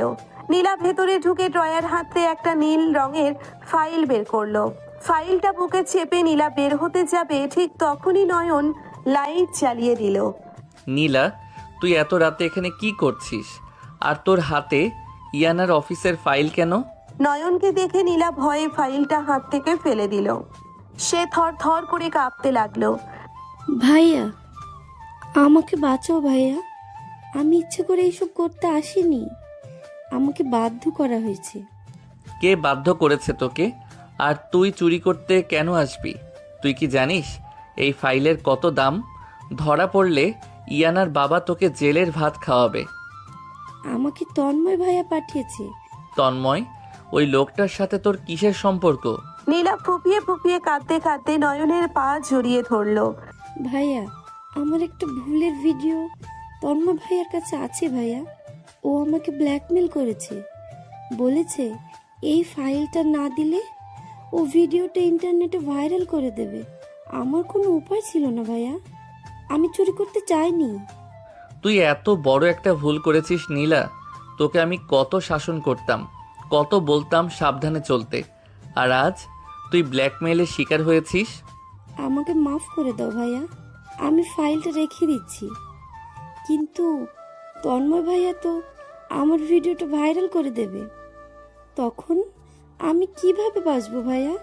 নীলার কান্না দেখে নয়নের বুকটা কেঁপে উঠল। নীলা ওর আপন মামাতো বোন। ছোটবেলা থেকেই নীলাকেই ও নিজের একমাত্র ছোট বোনের মতো ভালোবেসেছে। নীলার সম্মান নষ্ট হলে নীলা সত্যি সত্যি সুইসাইড করবে, এটা নয়ন খুব ভালো করেই জানে। তুই কাঁদিস না নীলা, আমি তোর ভিডিও ডিলিট করার ব্যবস্থা করব। তুই ফাইলটা এখানে রেখে দে আর এক্ষুনি এখান থেকে চলে যা, কেউ দেখলে তোর সর্বনাশ হয়ে যাবে। কিন্তু তন্ময় ভাইয়া? আমি বলেছি না আমি দেখব, তুই যা এখান থেকে। নীলা ফাইলটা ফ্লোর থেকে তুলে টেবিলের উপর রাখতে যাবে, ঠিক তখনই পেছনের দরজা দিয়ে ইয়ানার ভাই আরিফ রুমে ঢুকলো। আরিফকে দেখে নয়ন আর নীলা দুজনেই চমকে উঠল। নীলার হাত থেকে ফাইলটা আবারও নিচে পড়ে গেল। কি হচ্ছে এখানে এত রাতে? নয়ন, তুই এখানে কি করছিস? আর এই মেয়েটাকে? আরিফের চিৎকারে পুরো বাড়ির লোক জেগে গেল। ইয়ানা, শরীফ মাহমুদ, ফাতেমা সবাই ছুটে আসলো স্টাডি রুমে। নীলাকে দেখে সবাই অবাক হয়ে গেল। নীলা, তুমি এত রাতে আমাদের বাড়িতে কি করছো? এই মেয়েটার হাতে তো আমার কোম্পানির সিক্রেট টেন্ডার ফাইল। এই ফাইলও কোথায় পেল? আমি নিজের চোখে দেখছি আব্বু, এরা দুজন মিলে ফাইলটা চুরি করেছিল। আমি হাতে নাতে ধরে ফেলেছি। ভাইয়া, তুই ভুল দেখছিস। নয়ন কেন ফাইল চুরি করবে? নয়ন তো জানেই না এই ফাইলের কত ইম্পর্টেন্স। ইয়ানা, তুই এখনো এই ছেলেটার পক্ষ নিচ্ছিস? দেখ, ওর মামাতো বোন মাঝরাতে আমাদের বাড়িতে ঢুকে চুরি করেছে আর নয়ন তাকে হেল্প করেছে। এরা পুরো একটা চোরের চক্র। ভাইয়া বিশ্বাস করেন আমরা চুরি করছিলাম না। চুপ কর বেয়াদব। এই মেয়ে, তুই সত্যি কথা বলবি নাকি আমি পুলিশ ডাকবো? কে তোকে পাঠিয়েছে এখানে? শরীফ মাহমুদের ধমক শুনে নীলা ভয়ে কাঁদতে কাঁদতে নয়নের দিকে তাকালো। নয়ন চোখের ইশারায় নীলাকে চুপ থাকতে বলল, কিন্তু নীলা নিজের সম্মান বাঁচাতে হঠাৎ করে মিথ্যার আশ্রয় নিল। আমাকে মাফ করে দিন আঙ্কেল, আমি নিজে থেকে আসিনি, আমাকে নয়ন ভাইয়া ফোন করে আসতে বলেছিল। নীলা, তুই এসব কি বলছিস? আমাকে মিথ্যা বলতে বাধ্য না করো না ভাইয়া। তুমি তো আমাকে বলেছিলে এই ফাইলটা তন্ময় ভাইয়াকে দিলে তন্ময় ভাইয়া আমাদের অনেক টাকা দেবে। তুমি বলেছিলে ওই টাকা দিয়ে আমরা অন্য কোথাও চলে যাব। আমি তোমার কথাই লোভে পড়েছিলাম আঙ্কেল। নীলার কথা শুনে ইয়ানার মাথায় যেন বাজ পড়ল। সে স্তব্ধ হয়ে নয়নের দিকে তাকিয়ে রইল। নয়নের চোখ দিয়ে অঝরে পানি পড়ছে, কিন্তু সে অবাক হয়ে নীলার এই বিশ্বাসঘাতকতা দেখছে। নয়ন, নীলা এসব কি বলছে? তুমি ওকে দিয়ে ফাইল চুরি করাচ্ছিলে? ইয়ানা, তুমি আমাকে বিশ্বাস করো, ও মিথ্যা বলছে। আমি কেন এসব করতে যাব? ও মিথ্যা বলেছে? তাহলে প্রমাণ কর তুই নির্দোষ। তোর কাছে কি প্রমাণ আছে যে তুই ওকে ডাকিসনি? নয়ন অসহায় চোখে নীলার দিকে তাকালো। সে চাইলে এখনই বলে দিতে পারে যে তন্ময় নীলাকে ব্ল্যাকমেইল করছে, কিন্তু সেটা বললে নীলার নোংরা ভিডিওর কথা সবাই জেনে যাবে। নীলার জীবনটা পুরোপুরি শেষ হয়ে যাবে। একটা মেয়ের সম্মান বাঁচাতে নয়ন নিজের সম্মানটুকু বিসর্জন দেওয়ার সিদ্ধান্ত নিল। আমার কাছে কোনো প্রমাণ নেই ভাইয়া। তার মানে নীলা সত্যি বলছে? নয়ন, তুমি আমার দিকে তাকিয়ে কথা বলো। তুমি কি সত্যি টাকার জন্য এই ফাইলটা চুরি করতে চেয়েছিলে? নয়ন ইয়ানার চোখের দিকে তাকালো। ইয়ানার চোখে অবিশ্বাস আর সীমাহীন কষ্ট দেখে নয়নের ভেতরটা টুকরো টুকরো হয়ে গেল, কিন্তু সে নীলার দিকে তাকিয়ে ঢোক গিলল। হ্যাঁ ইয়ানা, আমি টাকার জন্যই নীলাকে ডেকেছিলাম। আমি গরিব মানুষ, এত টাকার লোভ আমি সামলাতে পারিনি। নয়নের মুখ থেকে এই কথা শোনার সাথে সাথে ইয়ানা সজোরে নয়নের গালে একটা থাপ্পড় বসিয়ে দিল। থাপ্পড়ের আঘাতে নয়নের ঠোঁট আবার কেটে রক্ত বের হতে লাগলো। পুরো রুম নিস্তব্ধ হয়ে গেল। আমার ভালোবাসা এতটাই সস্তা ছিল তোমার কাছে নয়ন? আমি তোমার জন্য নিজের পরিবারকে ছাড়তে চেয়েছিলাম, আর তুমি আমার সাথে বেইমানি করলে। তুমি তন্ময়ের সাথে হাত মেলালে। আমাকে ক্ষমা করে দাও ইয়ানা, আমি তোমার যোগ্য না। সত্যি তুমি আমার যোগ্য না। তুমি ওই তন্ময়ের থেকেও অনেক বেশি নিচু মানসিকতার মানুষ। তন্ময় আমাকে সবার সামনে অপমান করেছিল, আর তুমি আমার বুকে ছুরি চালিয়েছো। আমি তোকে আগেই বলছিলাম ইয়ানা, এই ছোট লোকের বাচ্চাদের কোনো বিশ্বাস নেই। আরে তুই এখনই পুলিশকে ফোন কর। আমি এই ছোট লোকটাকে আমি এই ছেলেটাকে আর ওর বোনকে জেলে পাঠাবো। আঙ্কেল প্লিজ, নীলার কোনো দোষ নেই, আমি ওকে জোর করে এনেছিলাম। আপনারা ওকে ছেড়ে দিন, আমাকে যা শাস্তি দেওয়ার দিন। পুলিশ ডাকার কোনো দরকার নেই আব্বু। পুলিশ ডাকলে আমাদের পরিবারের সম্মান আরো নষ্ট হবে। ওকে এই মুহূর্তে আমার বাড়ি থেকে বের করে দাও। আমি ওর মুখ আর কোনো দিন দেখতে চাই না। ইয়ানা, একবার আমার কথাটা। Just shut up Nayan. আমার নাম তোমার এই নোংরা মুখে আর আনবে না। Get out from my house right now. ইয়ানার চিৎকার আর চোখের পানি দেখে নয়ন আর কোনো কথা বলতে পারল না। সে বুক ফাটা কষ্ট নিয়ে মাথা নিচু করে রুম থেকে বেরিয়ে গেল। নীলাও ভয়ে দৌড়ে পালিয়ে গেল। রাতের অন্ধকারে বৃষ্টি শুরু হয়েছে। নয়ন একা রাস্তায় হাঁটছে। ওর পকেটে একটা কানাকড়িও নেই, পরনে শুধু একটা শার্ট আর প্যান্ট। বৃষ্টির পানিতে ওর চোখের পানি মিশে একাকার হয়ে যাচ্ছে। ওর শুধু মনে পড়ছে ইয়ানার সেই কথাগুলো, আমি মরে গেলেও তোমার হাত ছাড়বো না। তুমি আমাকে বুঝতে পারলে না ইয়ানা, আমার মনটা তুমি পড়তে পারলে না। আমি তোমাকে ঠকাইনি, আমি শুধু একটা মেয়ের সম্মান বাঁচিয়েছি, কিন্তু তার বিনিময়ে আমি আমার দুনিয়াটা হারিয়ে ফেললাম। নয়ন রাস্তায় একটা ল্যাম্পপোস্টের নিচে বসে হাঁটুতে মুখ গুজে হাউমাউ করে কাঁদতে লাগলো। আর ওদিকে ইয়ানা নিজের রুমে দরজা বন্ধ করে ফ্লোরে লুটিয়ে পড়ে বুক চাপড়ে কাঁদছে। দুজনের মধ্যে দূরত্বের দেওয়াল এখন অনেক বড়। এই ভুল বোঝাবুঝি কি কোনোদিন শেষ হবে? নয়ন কি পারবে তার হারানো সম্মান আর ভালোবাসা ফিরে পেতে? সারা রাত অঝোর ধারায় বৃষ্টি হয়েছে। ভোরের আলো ফুটতে শুরু করেছে মাত্র। শহরের এক অপরিচিত রাস্তার মোড়ে একটা বন্ধ দোকানের শেডের নিচে হাঁটুতে মুখ গুজে পড়ে আছে নয়ন। সারা রাতের বৃষ্টিতে ভিজে ওর শরীরের তাপমাত্রা হুহু করে বেড়ে গেছে। প্রচন্ড জ্বরেও থরথর করে কাঁপছে, কিন্তু শারীরিক এই জ্বরের চেয়েও ওর বুকের ভেতরের আগুনটা যেন ওকে বেশি পুড়িয়ে মারছে। ওর কানে বারবার প্রতিধ্বনিত হচ্ছে ইয়ানার বলা সেই শেষ কথাগুলো, gate out from my house right নাও। তুমি আমাকে একটু বুঝতে পারলে না ইয়ানা? একটাবার আমার চোখের দিকে তাকিয়ে সত্যিটা খোঁজার চেষ্টা করলে না? আমি তো টাকার লোভী ছিলাম না, আমি তো শুধু আমার বোনের সম্মানটা বাঁচাতে চেয়েছিলাম। তুমি আমাকে এত সহজে ভুল বুঝে ছুঁড়ে ফেলে দিলে। ঠিক ওই সময় রাস্তা দিয়ে ছাতা মাথায় হেঁটে যাচ্ছিল নয়নের বেস্ট ফ্রেন্ড হাবিব। হঠাৎ দোকানের শেডের নিচে গুটিসুটি মেরে পড়ে থাকা ছেলেটার দিকে নজর যেতেই হাবিব থমকে দাঁড়ালো। কাছে গিয়ে ভালো করে তাকাতেই হাবিবের চোখ কপালে ওঠার উপক্রম হলো। নয়ন, এ কি অবস্থা তোর? তুই এখানে এত সকালে এই বৃষ্টির মধ্যে কি করছিস? হাবিব দৌড়ে গিয়ে নয়নকে ধরলো। নয়নের গায়ে হাত দিতেই হাবিব আঁতকে উঠল। নয়নের শরীর যেন আগুনে পুড়ছে। হাবিব নয়নকে ডাকতে লাগলো, কিন্তু নয়নের কোনো হুঁশ নেই। হাবিব আর দেরি না করে একটা রিক্সা ডেকে নয়নকে নিজের মেসে নিয়ে গেল। ভেজা কাপড় বদলে দিয়ে নয়নকে লেপ পরিয়ে শুইয়ে দিল। তারপর ডাক্তার ডেকে ওষুধ খাইয়ে ওর পাশে বসে রইল। কাল তো তোকে প্রিন্সিপাল স্যারের রুম থেকে ইয়ানা ভাবি এত ভালোবাসার সাথে নিয়ে গেল, তারপর রাতের ভিতর এমন কি হলো যে তুই রাস্তায় পড়ে আসিস? তুই একটু চোখ খোল দোস্ত। অন্যদিকে ইয়ানাদের বাড়িতে সকালের নাস্তার টেবিলে এক থমথমে পরিবেশ। ইয়ানা টেবিলে বসে আছে, কিন্তু ওর চোখের নিচে কালি জমেছে। সারা রাত ও এক ফোঁটাও ঘুমায়নি, শুধু কেঁদেছে আর নয়নের দেওয়া স্মৃতিগুলো হাতড়েছে। শরীফ মাহমুদ কফিতে চুমুক দিয়ে ইয়ানার দিকে তাকালেন।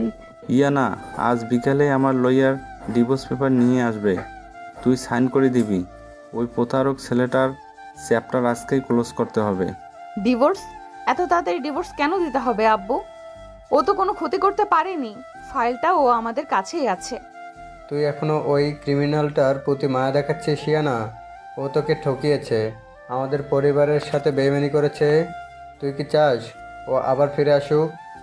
না ভাইয়া, আমি চাই না ও ফিরে আসুক, কিন্তু ডিভোর্স পেপারে সাইন করার কথা শুনলে আমার বুকের ভেতরটা কেন জানি খুব কাঁপছে।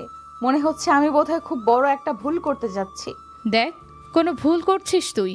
তোর জীবন থেকে একটা নোংরা আবর্জনা দূর হচ্ছে।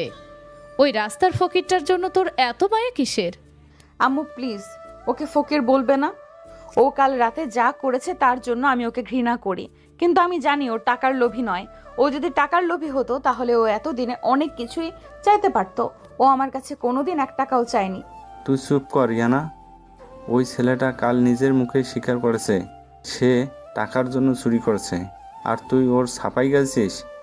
আজই এই ডিভোর্স পেপার হবে, ব্যাস। ইয়ানা আর কোনো কথা না বলে টেবিল ছেড়ে উঠে নিজের রুমে চলে গেল। রুমে গিয়ে আয়নার সামনে দাঁড়াতেই ওর চোখ দিয়ে অঝরে পানি পড়তে লাগলো। আয়নার কাছে ও যেন নয়নের সেই নিষ্পাপ মুখটা দেখতে পাচ্ছে। তুমি কেন এমন করলে নয়ন? আমি তো তোমাকে আমার পুরো দুনিয়া বানিয়ে নিয়েছিলাম, তুমি কেন আমার বিশ্বাসটা ভাঙলে? দুপুর গড়িয়ে বিকেল হলো। হাবিবের মেসে নয়ন ধীরে ধীরে চোখ খুলল। চোখ খুলেই ও অচেনা জায়গা দেখে ঘাবড়ে গেল। হাবিব দৌড়ে এসে নয়নের পাশে বসলো। উঠিস না দোস্ত, শুয়ে থাক, তোর প্রচণ্ড জ্বর, তুই আমার মেসে আসিস। হাবিব, তুই আমাকে এখানে কেন এনেছিস? আমাকে রাস্তায় রেখে এলেই পারতি। আমার তো বেঁচে থাকার আর কোনো অধিকার নেই রে। তুই এসব কি বলছিস? আর কাল রাতে তোর সাথে কি হয়েছে আমাদেরকে সব কিছু খুলে বলবি তুই? ইয়ানা ভাবির সাথে তোর ঝগড়া হয়েছে? নয়ন আর নিজেকে ধরে রাখতে পারলো না। হাবিবকে জড়িয়ে ধরে হাউমাউ করে কেঁদে উঠল। তারপর কাল রাতের সব ঘটনা, তন্ময়ের ব্ল্যাকমেইল, নীলার চুরি করতে আসা এবং নীলার সম্মান বাঁচাতে নিজের উপর দোষ নেওয়ার পুরো ঘটনা হাবিবকে খুলে বলল। সব শুনে হাবিব রাগে ফুঁসতে লাগলো। তুই একটা আস্ত গাধা নয়ন, তুই ওই স্বার্থপর মেয়ে নীলার জন্য নিজের জীবনটা ধ্বংস করে দিলি। তুই ইয়ানা ভাবির কাছে এত বড় সত্যিটা লুকালি। আমি কি করতাম হাবিব, তুই বল, আমি কি করতাম? আমি যদি সত্যিটা বলতাম তাহলে নীলার ওই নোংরা ভিডিওটা তন্ময় ইন্টারনেটে ছেড়ে দিত। নীলার জীবনটা তো শেষ হয়ে যেত রে। একটা মেয়ে মানুষের সম্মান নষ্ট হলে সে তো আর বাঁচবে না। আর তোর সম্মান? তোর যে কোনো সম্মান নেই। ইয়ানা ভাবি তোকে ঘাড় ধাক্কা দিয়ে বের করে দিল, তুই সেটা চুপচাপ মেনে নিলি। আমি এখন ইয়ানা ভাবির কাছে যাব, গিয়ে সব সত্যি বলবো। না হাবিব, আল্লাহর দোহাই লাগে, তুই ইয়ানাকে কিছু বলবি না। ইয়ানা জানলে ও সোজা তন্ময়ের কাছে যাবে আর তন্ময় ভিডিওটা ছেড়ে দেবে। আমি ইয়ানার কাছে খারাপ হয়েছি, খারাপই থাকতে দে। তুই নীলার কোনো ক্ষতি হতে দিস না। তুই আমাকে আটকে রাখতে পারবি না নয়ন, তুই এখানে শুয়ে থাক, আমি আসছি। হাবিব নয়নকে রুমে আটকে বাইরে থেকে তালা দিয়ে সোজা নয়নের মামার বাড়ির দিকে রওনা হলো। নয়ন ভেতর থেকে অনেক ডাকাডাকি করলো, কিন্তু হাবিব শুনলো না। হাবিব গিয়ে নয়নের মামার বাড়ির গেটে জোরে জোরে ধাক্কা দিতে লাগলো। একটু পর নীলা এসে দরজা খুললো। হাবিবকে দেখে নীলা ঘাবড়ে গেল। হাবিব ভাইয়া, তুমি এখানে কি মনে করে? কি মনে করে মানে? তুই কাল রাতে এত বড় একটা কাজ করলি, তোর ভাই নয়নকে সবার সামনে চুল সাজিয়ে বাড়ি থেকে বের করে দিলি, আর তুই এখানে আরামে বসে আছিস? তোর বিবেকে একটু বাঁধলো না নীলা? আমি কি করব ভাইয়া? আমি তো বাধ্য ছিলাম। তন্ময় ভাইয়া তো আমাকে ব্ল্যাকমেল করেছিল। তুই বাধ্য ছিলি বলে একটা নিরহ ছেলেকে ভাসিয়ে দিবি? তুই জানিস নয়নের আজ কি অবস্থা? প্রচণ্ড জ্বর ও রাস্তায় পড়েছিল। তোদের এই স্বার্থপর পরিবারের জন্য ছেলেটা নিজের জীবনটা শেষ করে দিল। চল আমার সাথে। কোথায় যাব? আমি কোথাও যাব না। হাবিব জোর করে নীলার হাত ধরে টানতে লাগলো। ঠিক তখনই ভেতর থেকে নয়নের মামা রহমত আলী আর মামি সালমা বেগম বের হয়ে আসলেন। এই ছেলে, তুমি আমার মেয়ের গায়ে হাত তুলছো কেন? হ্যাঁ, সাহস তো কম না তোমার? আপনি মুখ বন্ধ রাখুন। আপনারা তো মানুষ না, আপনারা হলেন কসাই।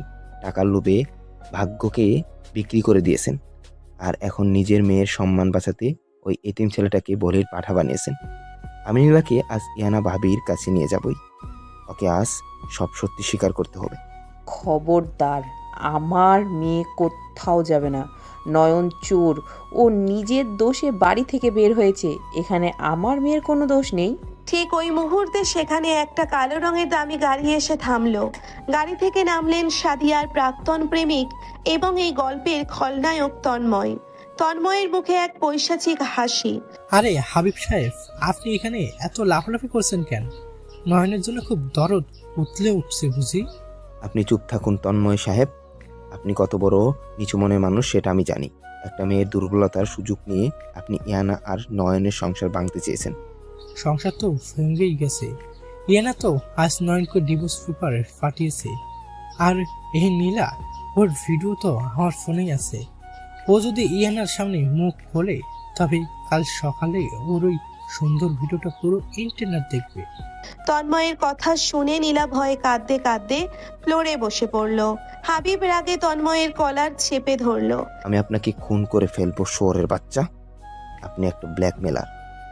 হাত ছাড় আমার, না হলে তুইও নয়নের মতো রাস্তায় ঘুরবি। আর শোন নীলা, তুই যে কাজটা ঠিক মতো করতে পারিসনি তার শাস্তি তুই পাবি। ফাইলটা তো তুই আনতে পারিসনি, উল্টো নয়নকে ফাঁসিয়েছিস। তোর ভিডিও আমি আজ রাতেই লিক করে দেবো। না ভাইয়া প্লিজ, আমাকে একটু সময় দিন, আমি ফাইলটা এনে দেব। প্লিজ আমার ভিডিওটা ছাড়বেন না। এখন আর সময় দিয়ে লাভ নেই। তোর মতো বেকুব মেয়ের ওপর ভরসা করা আমার ভুল হয়েছিল। তন্ময় নীলাকে লাথি মেরে সেখান থেকে চলে যেতে নিবে, ঠিক তখনই পেছন থেকে এক গম্ভীর কণ্ঠ ভেসে আসলো। ওর ভিডিও লিক করা এতটা সহজ হবে না মিস্টার তন্ময়। সবাই চমকে পিছনে তাকালো। দেখলো একটা সাদা রঙের প্রাডো গাড়ি থেকে একজন সুঠাম দেহের বয়স্ক ভদ্রলোক নামছেন, সাথে একজন রাশভারী মহিলা। এরা আর কেউ নয়, নয়নের হারিয়ে যাওয়া বড় চাচা কবির আহমেদ এবং তার স্ত্রী নাজমা। কবির আহমেদ এসে তন্ময়ের সামনে দাঁড়ালেন। তুমি যাকে রাস্তার ফকির ভেবে এত অপমান করছো, সে কার ভাতিজা জানো? সে কবির আহমেদের ভাতিজা, আমার ভাইয়ের একমাত্র ছেলে নয়ন। ভাইজান, ভাইজান আপনি? হ্যাঁ, আপনি এত বছর পর কোত্থেকে আসলেন? হ্যাঁ, কেন আমাকে দেখে খুব ভয় পাচ্ছিস রহমান? তুই ভেবেছিলি আমার ভাইকে মেরে ওর সব সম্পত্তি আত্মসাৎ করে তুই আর তোর বোন পার পেয়ে যাবি? আমি এতদিন দেশের বাইরে ছিলাম ঠিকই, কিন্তু সব খোঁজ আমি রেখেছি। আজ আমি আবার ভাইয়ের ছেলেকে দিতে এসেছি। কবির আহমেদের কথা শুনে রহমত আলী আর সালমা বেগম ভয়ে কাঁপতে শুরু করলো। হাবিব অবাক হয়ে সব দেখছে। আঙ্কেল, আপনি নয়নের চাচা। নয়ন তো এখন খুব বিপদে আছে। আমি সব জানি বাবা, আমি তোমাদের সব কথাই শুনেছি। তুমি এই তন্ময়কে নিয়ে চিন্তা করো না। ওর হাতে যে ফোনটা আছে সেটা আমি হ্যাক করিয়ে সব ভিডিও আগেই ডিলিট করে দিয়েছি। ও এখন একটা ফাঁকা আওয়াজ ছাড়া আর কিছুই না। হোয়াট? আপনি আমার ফোন হ্যাক করেছেন? শুধু ফোন হ্যাক করিনি, তোর নামে আমি সাইবার ক্রাইমের কমপ্লেনও করে দিয়েছি। পুলিশ তাকে খুঁজতে এখনই বাড়িতে যাবে। তুই যদি বাঁচতে চাস তবে এখনই এখান থেকে পালা। তন্ময় নিজের ফোন চেক করে দেখলো সত্যিই সব ভিডিও গায়েব। ভয়ে ওর মুখ শুকিয়ে গেল। সে আর কোনো কথা না বলে নিজের গাড়িতে উঠে দ্রুত সেখান থেকে পালিয়ে গেল। কবির আহমেদ নীলার সামনে গিয়ে দাঁড়ালেন। মা নীলা, তুমি নিজের সম্মান বাঁচাতে একটা নিরীহ ছেলেকে সবার সামনে চোর বানালে। যে ছেলেটা তোমার সম্মান বাঁচাতে নিজের ভালোবাসা, নিজের সংসার সব ছেড়ে আস্থায় গিয়ে দাঁড়ালো, তার প্রতি তোমার একটুও মায়া হলো না? আমাকে মাফ করে দিন আঙ্কেল, আমি অনেক বড় পাপ করেছি।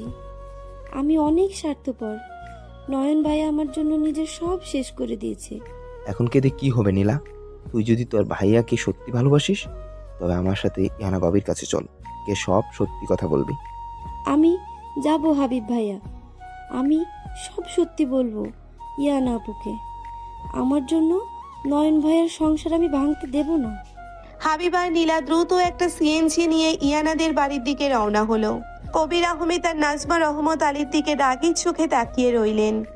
তোদের হিসাব আমি পরে নেব রহমত, আগে আমার ছেলেটার জীবন আমি গুছিয়ে নেই। এদিকে ইয়ানাদের বাড়িতে লায়ার এসে ডিভোর্স পেপার রেডি করে টেবিলে রেখেছেন। শরীফ মাহমুদ ইয়ানাকে ডাকলেন। সাইন করবেন না ইয়ানা বাবি, প্লিজ সাইন করবেন না। তুমি কে? আর এই মেয়ে তো কাল রাতে চুরি করতে এসেছিল। এরা আবার আমাদের বাড়িতে কি চায়? আমি নয়নের বন্ধু হাবিব। আর ও কেন চুরি করতে এসেছিল আজ ও নিজ মুখে সব সত্যি বলবে। বল নীলা, তুই সব সত্যি বল। আমাকে মাফ করে দিন আপনারা। কাল রাতে নয়ন ভাইয়া চুরি করতে আসেনি। নয়ন ভাইয়া আমাকে আটকাতেই ওই ঘরে এসেছিল। কি বলছো তুমি এসব? তুমি তো কাল রাতে সবার সামনে স্বীকার করলে নয়ন তোমাকে টাকার লোভ দেখিয়ে ডেকেছিল। আমি মিথ্যা বলেছিলাম ইয়ানা আপু। আমাকে তন্ময় ভাইয়া ব্ল্যাকমেল করেছিল। আমার একটা ভিডিও তন্ময় ভাইয়ার কাছে ছিল। সে আমাকে বলেছিল আপনাদের কোম্পানির টেন্ডার ফাইলটা চুরি করে না দিলে সে ভিডিওটা ইন্টারনেটে ভাইরাল করে দেবে। আমি বাধ্য হয়ে চুরি করতে এসেছিলাম। আর নয়ন ভাইয়া বাধা দিতে গিয়ে আপনাদের হাতে ধরা পড়ে যাই। হ্যাঁ আঙ্কেল, নয়ন ভাইয়া চাইলে কাল রাতেই সব সত্যি আপনাদের বলতে পারত, কিন্তু ও জানতো সত্যিটা বললে আমার নোংরা ভিডিওর কথা আপনারা সবাই জেনে যেতেন, আমার জীবনটা শেষ হয়ে যেত। একটা মেয়ের সম্মান বাঁচাতে নয়ন ভাইয়া নিজে চোর সাজলো, আপনাদের সব অপমান সহ্য করে বাড়ি থেকে বের হয়ে গেল। আমার ভাইয়া কোনো টাকার লোভী নয়, ও একজন ফেরেশতা। পুরো ড্রয়িং রুমে যেন পিনপতন নীরবতা নেমে আসলো। ইয়ানার হাতের কলমটা ছিটকে ফ্লোরে পড়ে গেল। ইয়ানার মনে হতে লাগলো ওর পায়ের তলা থেকে কেউ যেন মাটি সরিয়ে নিচ্ছে। ও শ্বাস নিতে পারছে না। কি বললে তুমি? নয়ন নয়ন নির্দোষ ছিল। ও তোমার সম্মান বাঁচাতে নিচের সব দোষ ঘাড়ে নিয়েছিল, আর আমি ওকে বিশ্বাস করিনি। বিশ্বাস তো অনেক দূরের কথা ভাবি, আপনি ওকে একটা সুযোগও দেননি কথা বলার। ওকে আপনি চর মেরে অপমান করে কুকুরের মতো এই বাড়ি থেকে বের করে দিয়েছেন। আপনি জানেন ওই এতিম ছেলেটা কাল সারা রাত ওই বৃষ্টির মধ্যে কোথায় ছিল? কোথায় কোথায় ছিল আমার নয়ন? রাস্তার ধারে একটা শ্যাডের নিচে। প্রচুর ঝড়, রাস্তার ধারে একটা শ্যাডের নিচে প্রচণ্ড ঝড়ে ও কাঁদছিল। আমি আজ সকালে ওকে কুড়িয়ে পেয়েছি। ও ঝড়ের গড়ে শুধু একটা কথাই বলছিল, তুমি আমাকে একটুও বুঝতে পারলে না ইয়ানা। হাবিবের কথাগুলো শোনার পর ইয়ানা আর নিজেকে ধরে রাখতে পারল না। ও দুই হাত দিয়ে নিজের মুখ ঢেকে ফ্লোরে বসে হাউমাউ করে কাঁদতে শুরু করলো। আল্লাহ, আমি এ কি করলাম? আমি আমার এত ভালোবাসার মানুষটাকে এত বড় ভুল বুঝলাম। আমার তো মরে যাওয়া উচিত। নয়ন আমাকে কতবার বোঝানোর চেষ্টা করলো, আমি অন্ধের মতো ওকে তাড়িয়ে দিলাম। ইয়ানা মা, তুই কাঁদিস না। আমরা তো জানতাম না যে ছেলেটা এত বড় একটা স্যাক্রিফাইস করেছে। তোমরা জানবে কি করে আম্মু?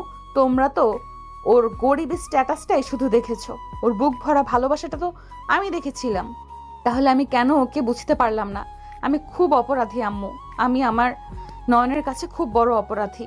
আমাকে মাফ করিস ইয়ানা, আমি ছেলেটাকে অনেক বাজে কথা বলেছি। ও আসলে অনেক বড় মনের একটা ছেলে। হাবিব, কোথায় আমার নয়ন? আমাকে ওর কাছে নিয়ে চলো, আমি ওর পায়ে ধরে ক্ষমা চাইবো। ও আমাকে যত শাস্তি দিতে চায় আমি মাথা পেতে নেব। ও আমার মেসে আছে ভাবি, ওর খুব জ্বর। ইয়ানা পাগলের মতো ফ্লোর থেকে উঠে দৌড়তে শুরু করলো। ওর পরনে তখন ঘরের সাধারণ জামা, চুল এলোমেলো, খালি পা। যে কোনো কিছুর পরোয়া না করে ডিভোর্স পেপারটাকে পা দিয়ে মারিয়ে ছুটে বের হয়ে গেল রাস্তার দিকে। ওর দুই চোখ দিয়ে অঝরে পানি পড়ছে, আর ঠোঁট শুধু একটা নামে বিড়বিড় করছে, নয়ন, আমাকে ক্ষমা করে দিও নয়ন। দুপুরের কড়া রোদ উপেক্ষা করে শহরের এক ব্যস্ত রাস্তা দিয়ে পাগলের মতো দৌড়চ্ছে ইয়ানা। পায়ে জুতো নেই, এলোমেলো চুল বাতাসে উঠছে। পথচারীরা অবাক হয়ে এই নামি দামি স্যুট পরা প্রতিষ্ঠিত মেয়েটার এমন পাগল প্রায় দশা দেখছে, কিন্তু ইয়ানার সেদিকে কোনো ভ্রুক্ষেপ নেই। ওর কানে শুধু হাবিবের বলা কথাগুলো বাজছে। জ্বরের ঘোরে ও শুধু একটাই কথা বলছিল, তুমি আমাকে একটুও বুঝতে পারলে না ইয়ানা। দৌড়তে দৌড়তে ইয়ানার পা কেটে রক্ত বের হতে শুরু করেছে, কিন্তু বুকের ভেতরের ক্ষতের কাছে পায়ের এই রক্তক্ষরণ কিছুই না। হাবিবের দেওয়া ঠিকানা অনুযায়ী একটা পুরনো টিন শেড মেসের সামনে এসে থমকে দাঁড়ালো ইয়ানা। দরজা অর্ধেক খোলা। ইয়ানা কাঁপা কাঁপা পায়ে ভেতরে ঢুকলো। নয়ন, আমার নয়ন কোথায়? ইয়ানার গলার আওয়াজ পেয়ে হাবিব দ্রুত রুম থেকে বেরিয়ে আসলো। ইয়ানার এই বিধ্বস্ত পাগল প্রায় অবস্থা দেখে হাবিব নিজেও চমকে গেল। ভাবি, আপনি এভাবে খালি পায়ে চলে এসেছেন? আপনার পা থেকে তো রক্ত পড়ছে। আমার পায়ের রক্ত নিয়ে তোকে ভাবতে হবে না হাবিব, আমার বুকটা যে ছিঁড়ে যাচ্ছে রে ভাই। কোথায় আমার নয়ন? ও কেমন আছে? হাবিব ইশারা করে ভেতরের ছোট রুমটা দেখালো। ইয়ানা ধীর পায়ে ওই অন্ধকার স্যাঁতসেঁতে রুমটার ভেতর ঢুকলো। একটা পুরনো ভাঙা তোষকের উপর গুটিসুটি মেরে শুয়ে আছে ওর ভালোবাসার মানুষটা। জ্বরে পুরো শরীর পুড়ে যাচ্ছে, ঠোঁট দুটো শুকিয়ে ফেটে গেছে। কাল রাতে ওর দেওয়া চরের দাগটা এখনো নয়নের গালে স্পষ্ট হয়ে আছে। এই দৃশ্য দেখে ইয়ানা আর নিজেকে ধরে রাখতে পারল না। ফ্লোরে বসে নয়নের বুকের ওপর আছড়ে পড়ে হাউমাউ করে কেঁদে উঠল। নয়ন, ও নয়ন, চোখ খোলো আমার জান, দেখো তোমার রিনায় এসেছে। তোমার নিষ্ঠুর পাষাণী বউটা তোমার কাছে ভিক্ষে চাইতে এসেছে। নয়ন, আমাকে একটাবার মাফ করে দাও। ইয়ানার কান্নার আওয়াজে আর বুকের ওপর ওর স্পর্শ পেয়ে নয়ন ধীরে ধীরে চোখ খুলল। জ্বরের ঘোরে ওর দৃষ্টি কিছুটা ঝাপসা, কিন্তু ইয়ানার মুখটা দেখেই ওর বুকের ভেতর জমে থাকা কাল রাতের সেই তীব্র অপমান আর কষ্টের পাহাড় যেন হুড়মুড় করে ভেঙে পড়ল। নয়ন নিজের সর্বশক্তি দিয়ে ইয়ানাকে ধাক্কা দিয়ে নিজের থেকে দূরে সরিয়ে দিল। কে আপনি? কেন এসেছেন এখানে? যান এখান থেকে। আপনার ওই বিশাল বাড়ি, আপনার ওই স্ট্যাটাসের কাছে যান। আমার মতো ফকিরের কাছে কি চাই আপনার? নয়ন প্লিজ আমাকে এভাবে দূরে সরিয়ে দিও না। আমি যে মরে যাব নয়ন। আমি সত্যি জেনে গেছি। নীলা নিজে এসে আমাকে সব বলেছে। আমি জানি তুমি কোনো চুরি করনি। তুমি শুধু নীলার সম্মান বাঁচাতে নিজের উপর অপবাদ নিয়েছিলে। আমি অনেক বড় অপরাধ করে ফেলেছি নয়ন। আমাকে একটা সুযোগ দাও। সুযোগ? কিসের সুযোগ ইয়ানা? কাল রাতে যখন আমি আপনার পা ধরে বারবার বলছিলাম ইয়ানা আমাকে বিশ্বাস করো, আমি টাকার লোভী না, তখন আপনি আমাকে কি বলেছিলেন মনে আছে? আপনি বলেছিলেন আমার ওই নোংরা মুখ যেন আর আপনার সামনে না আনি। আমাকে ঘাড় ধাক্কা দিয়ে বের করে দিয়েছিলেন। আর যখন নীলা সত্যি বলল তখন আপনার বিশ্বাস হলো। আর কাল যখন আপনার স্বামী চিৎকার করে সত্যি বলছিল তখন আপনার সেই বিশ্বাস কোথায় ছিল? নয়নের কথাগুলো তীরের মতো ইয়ানার বুকে বিদ্ধে লাগলো। ইয়ানা 2 হাত জোর করে নয়নের পায়ের কাছে বসে পড়ল। নয়নের পা দুটো নিজের বুকে জড়িয়ে ধরে অঝরে কাঁদতে লাগলো। আমার চোখ বন্ধ হয়ে গিয়েছিল নয়ন। আমার চোখ অন্ধ হয়ে গিয়েছিল নয়ন। আমি রাগের মাথায় হিতাহিত জ্ঞান হারিয়ে ফেলেছিলাম। তুমি তো আমাকে জানো আমি তোমাকে কতটা ভালোবাসি। তোমার ওই অপবাদ আমার সহ্য হয়নি। তুমি আমাকে মারো, কাটো, যত খুশি অপমান করো, কিন্তু আমাকে ছেড়ে যাওয়ার কথা বলো না। আমি তোমাকে ছাড়া এক মুহূর্তও বাঁচবো না নয়ন। আপনি আমাকে ভালোবাসেন না ইয়ানা, আপনি শুধু আমাকে মায়া করতেন। ভালোবাসা থাকলে কোনো প্রমাণ ছাড়াই আপনি আমার চোখের ভাষা বুঝতে পারতেন। আপনি তো আমাকে তন্ময়ের থেকেও বেশি নিচু মনের মানুষ বলেছিলেন। তন্ময় আপনাকে বিয়ের আসরে অপমান করেছিল, আর আপনি আমাকে সবার সামনে চোর সাজিয়ে চর মেরে রাস্তায় ফেলে দিয়েছেন। আপনার আর আমার মাঝে আর কোনো সম্পর্ক নেই ইয়ানা, আপনি চলে যান। নয়ন পাশ ফিরে শুয়ে চোখ শক্ত করে বন্ধ করে নিল, কিন্তু ওর নিজের চোখ বেয়ে অঝরে পানি পড়ছে। ইয়ানা বুক চাপড়ে কাঁদতে লাগলো। ঠিক সেই মুহূর্তে মেসের দরজায় এসে থামলো 3টে দামি গাড়ি। গাড়ি থেকে নামলেন নয়নের আপন বড় চাচা কবির আহমেদ, শরীফ মাহমুদ, ফাতেমা চৌধুরী, আরিফ আর নীলা। সবাই একসাথে মেসের ভেতর ঢুকলো। কবির আহমেদ ইয়ানাকে ফ্লোরে বসে কাঁদতে দেখে গম্ভীর গলায় বলে উঠলেন, চোখের পানি দিয়ে ভাঙ্গা বিশ্বাস জোড়া লাগানো যায় না মা। তুমি আমার ভাতিজাকে যে অপমান করেছো তার কোনো ক্ষমা নেই। আঙ্কেল, আপনি আমাকে শাস্তি দিন, কিন্তু আমার স্বামীকে আমার থেকে আলাদা করবেন না। তোমার স্বামী? কাল রাতেই যখন তুমি তাকে তাড়িয়ে দিয়েছিলে তখন কি সে তোমার স্বামী ছিল না? আমি এত বছর পর দেশে ফিরেছি শুধু আমার ভাইয়ের ছেলেকে নিতে। ওর ওই লোভী মামা রহমত আলীকে আমি আজ সকালেই পুলিশের হাতে তুলিয়ে দিয়েছি। আমার ভাতিজাকে আর কারো করুণায় বাঁচতে হবে না। আমি কালকেই নয়নকে নিয়ে লন্ডনে চলে যাচ্ছি। লন্ডনের কথা শুনে ইয়ানার মাথায় যেন আকাশ ভেঙে পড়ল। সে দৌড়ে গিয়ে কবির আহমেদের পা জড়িয়ে ধরল। আঙ্কেল, আল্লাহর দোহাই লাগে, ওকে আমার থেকে দূরে সরিয়ে নিয়ে যাবেন না। আমি আমার ভুল বুঝতে পেরেছি। ও চলে গেলে আমি সত্যিই সুইসাইড করব আঙ্কেল। আমি ওকে ছাড়া বাঁচবো না। ভাই সাহেব, আমার মেয়েটাকে আপনি ক্ষমা করে দিন। আমরা সবাই খুব বড় অন্যায় করেছি। নয়ন একটা দেবতার মতো ছেলে। আমরা ওর স্ট্যাটাস দেখতে গিয়ে ওর ভেতরের মানুষটাকে দেখতে পাইনি। আমাদের আপনি যা শাস্তি দেবেন আমরা তা মাথা পেতে নেব।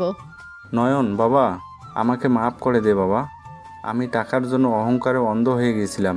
তুই আমার মেয়ের সম্মান বাঁচাতে গিয়ে নিজের জীবন শেষ করতে বসেছিলি, আর আমি তোকে জেল খাটাইতে চেয়েছিলাম। আমাকে তুই মাফ না করলে আমি মরেও শান্তি পাবো না। সবার কান্নাকাটি আর ক্ষমা চাওয়ার দৃশ্য দেখে নয়নের বুকের ভেতরটা হু হু করে উঠল। ও কোনোদিনই কারো উপর রাগ করে থাকতে পারে না। বিশেষ করে ইয়ানার এই পাগলের মতো কান্না ওর সহ্য হচ্ছিল না। নয়ন অনেক কষ্টে বিছানা থেকে উঠে দাঁড়ালো। টলটলে পায়ে শরীফ মাহমুদ আর ফাতেমার সামনে গিয়ে দাঁড়ালো। আঙ্কেল আন্টি, আপনারা আমার গুরুজন, প্লিজ আপনারা আমার কাছে ক্ষমা চাইবেন না। আমি আপনাদের উপর কোনো রাগ করিনি।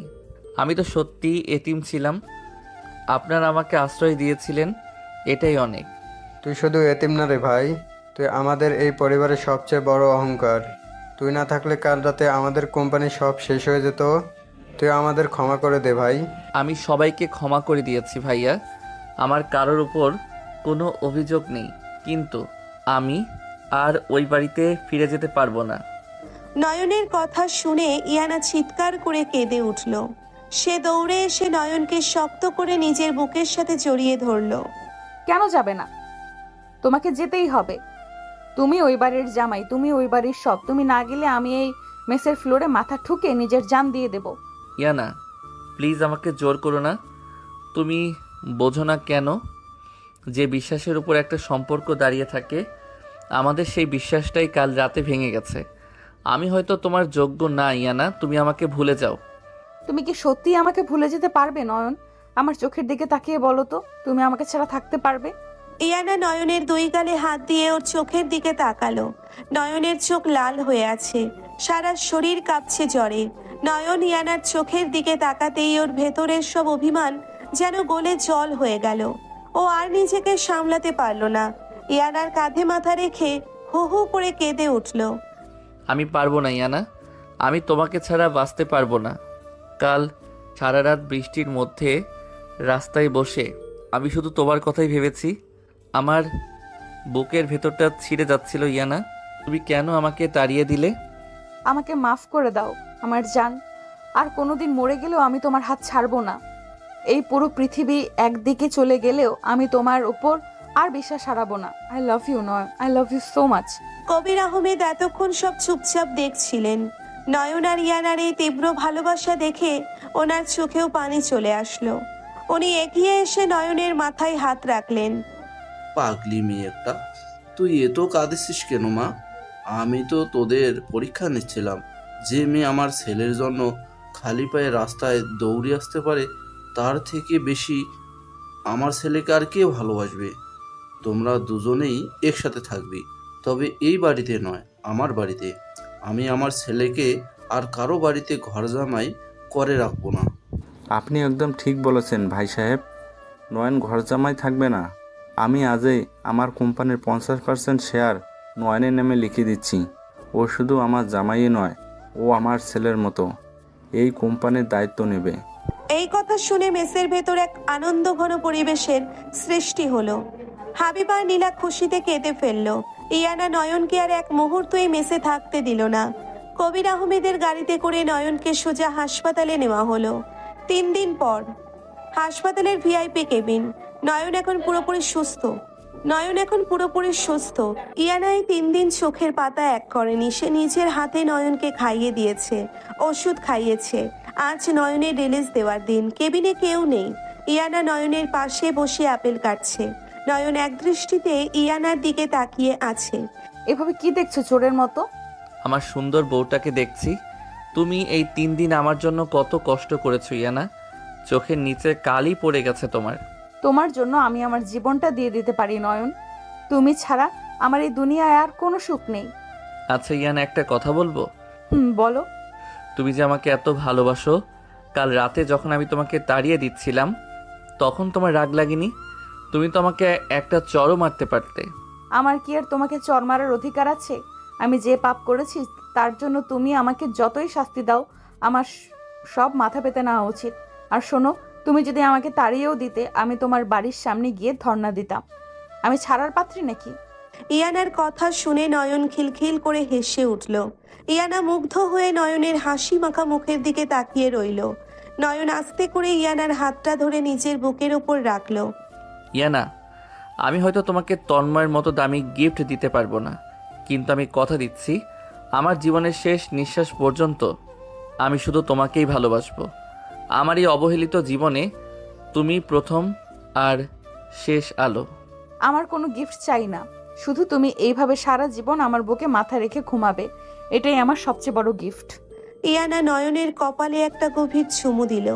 নয়ন ইয়ানার কোমর ছড়িয়ে ধরে ওকে নিজের বুকের সাথে মিশিয়ে নিল। অনেক মান, অভিমান, কষ্ট, চোখের পানি আর ষড়যন্ত্র পেরিয়ে অবশেষে দুটি পবিত্র মন এক হলো। বয়সের বাধা, স্ট্যাটাসের অহংকার সবকিছু হেরে গেল ভালোবাসার কাছে। নয়ন আর ইয়ানার এই নতুন পথ চলা শুরু হলো এক বুক বিশ্বাস আর সীমাহীন ভালোবাসার হাত ধরে। বাইরে তখন মিষ্টি রোদ উঠেছে। জানালার কাঁচ ভেদ করে সেই রোদ এসে পড়ছে নয়ন আর ইয়ানার গায়ে। ওদের এই সুখের হাসিতে যেন পুরো পৃথিবীটা আলোকিত হয়ে উঠেছে। আর এভাবেই প্রমাণ হলো ভালোবাসা যদি সত্যি হয় তবে কোনো ষড়যন্ত্রই দুটো মানুষকে আলাদা করতে পারে না।